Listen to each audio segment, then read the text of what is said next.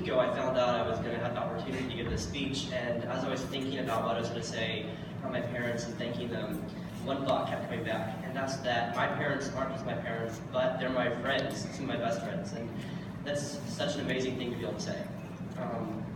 But it wasn't always like that. I'm sure my mom and I both would describe our early relationship as a little bit of a roller coaster. It was always up and down, and I really thank God for how it's evened out over these past few years.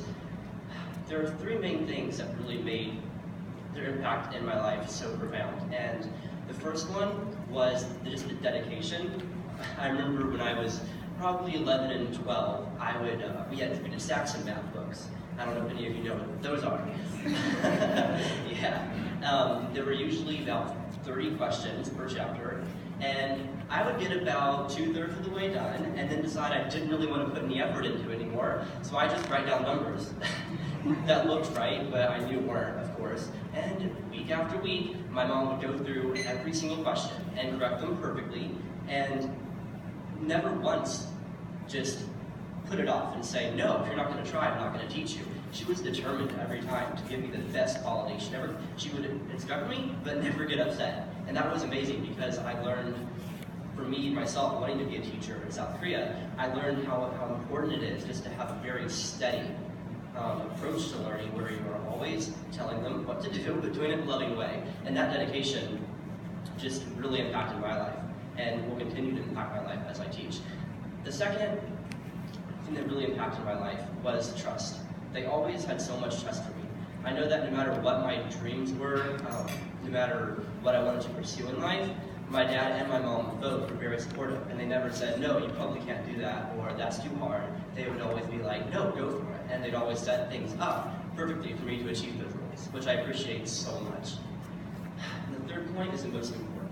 I was trying to think of a very profound word to describe it, but I came back to love, because this kind of love that they showed me is something that very few kids these days get. And that is the love for not only me right now, but my eternal self. I know that no matter what I accomplish, my mom and dad will always come to me and say, this is really great, and what you're doing here is really amazing, but this matters nothing if you end up in hell. And it sounds kind of harsh, but it's so true. And the other day, I was reading through a book that my mom had wrote for me. She wrote in it almost every day when I was a baby for about a year.